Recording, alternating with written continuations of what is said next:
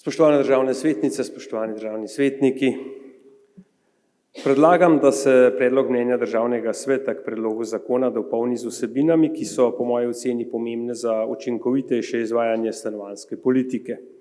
Predlagane rešitve bi omogočale večjo socialno pravičnost, zmanjšale tveganje stanovanjske izključenosti za ranljive skupine prebivalstva ter prispevale k večji kakovosti bivanja, še posebej za starejše osebe in gibalno ovirane ter omogočile bolj enakopravno obravnavo najemnikov ter etažnih lastnikov v različnih bivalnih okoljih. Zdaj pa mi dovolite, da na kratko povzamem amandma. Opozarjam na določbo predloga zakona, po kateri bi se materialni status najemnikov javnih najemnih stanovanj preverjal le vsakih 5 let. To ni pravično, ker lahko posamezniki, ki medtem presežejo dohodkovne pogoje, še naprej neupravičeno prejemajo ugodnosti. Zato predlagam letno preverjanje, ki bi ga omogočil avtomatiziran sistem z uporabo obstoječih uradnih evidenc, na primer o dohodkovni in lastništvu nepremičnin. Takšen pristop bi zmanjšal obremenitev uradnikov in povečal zaupanje v sistem.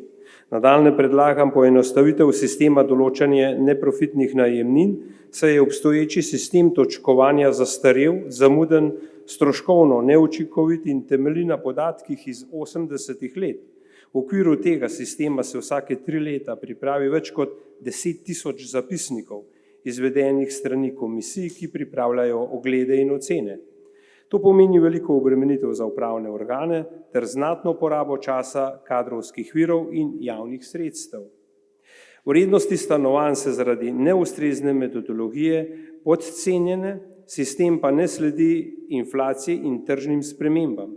Zato predlagam, da se najemnina določa na podlagi posplošene tržne vrednosti stanovanj, ki jo izračunava GURS.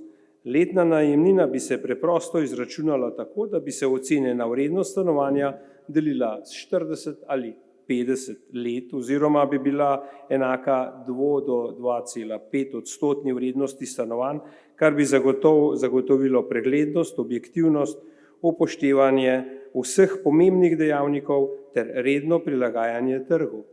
Na tem mestu samo moj pomislek na tako rokohitrski zamah, da tak predlog ni v redu v vašem prejšnjem nastopu, samo, nakazuje, kako želimo ostati na 80 let prejšnjega stoletja in ne sprejeti tudi, pravice ostalih do stanovanj. Poleg tega opozarjam, da je zaradi visokega praga soglasja etažnih lastnikov, to je več kot 75% etažnih lastnikov, onemogočeno sofinanciranje vgradnje dvigal v številnih večstanovanjskih stavbah, kjer živi 40.000 do 60.000 ljudi. Problematične so zgradbe z etažami P+2+M, P+3, P+3+M in P+4. Pogosto vgradnji nasprotujejo stanovalci pritličji ali socialno šibkejši, ki si investicije pač ne morejo privoščiti, čeprav bi si večina stanovalcev želela boljšo dostopnost do svojih stanovanj. Zato predlagam uvedbo posebnega ukrepa v okviru Eko-sklada za sofinanciranje dvigal za socialno ogrožene lastnike stanovanj po vzoru energetskih subvencij. Pravico do subvencije za sofinanciranje vgradnje dvigala bi imel tisti lastnik stanovanja, ki izpolnjuje zakonske pogoje za dodelitev javnega najemnega stanovanja z neprofitno najemnino.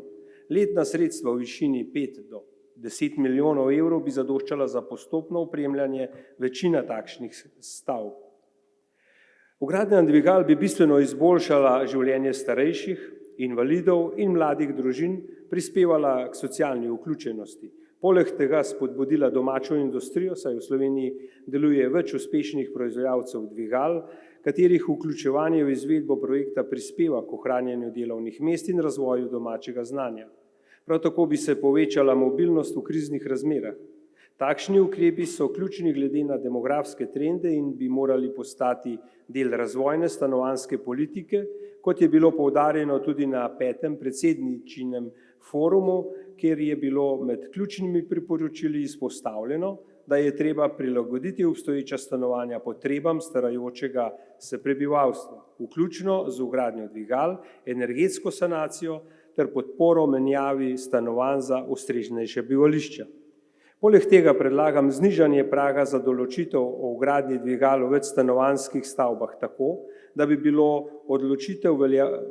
odločitev veljavna že z glasovi etažnih lastnikov, ki imajo več kot polovico vseh solastniških deležev. Trenutni prag, torej več kot 75% etažnih lastnikov, je pogosto previsok, zlasti v starejših stavbah z nizko etažnostjo, kjer lahko manjšina stanovalcev onemogoči vgradnjo dvigala, čeprav bi koristilo večini.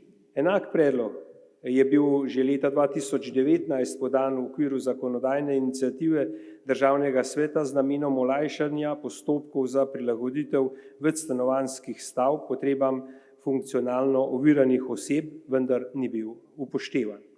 Znižanja praga potrebe večine za odločanje etažnih lastnikov o vgradnji dvigal ter širitev obstoječih skem njihovega sofinanciranja na večstanovanjske stavbe z manj kot 5 etažami bi prispevala k bolj dostopnemu bivalnemu okolju ter podprla cilje stanovanjske politike, ki so bile izpostavljene tudi na 5. predsedničinem forumu. Kolegice in kolegi, predlagam, da podprete amandma za dopolnitev predloga mnenja Državnega sveta k noveli stanovanjskega zakona. Poleg tega bi pa samo še prenesel informacijo iz prejšnje točke naše dnevnega reda, namreč pogovarjali smo se o študentskih domovih, ki prehajajo v upravljanje univerz in ravno tu gre iskati rezervo, predvsem v mestih. Namreč 2 postelji v študentskem domu staneta 30.000 evrov, vendar ker jih ni dovolj na razpolago, te 2 osebi zasedata dvosobno stanovanje v mestih, predvsem imamo v mislih Ljubljano in Maribor. S takim ukrepom bi bistveno sprostili število najemnih stanovanj v večjih mestih. Hvala lepa.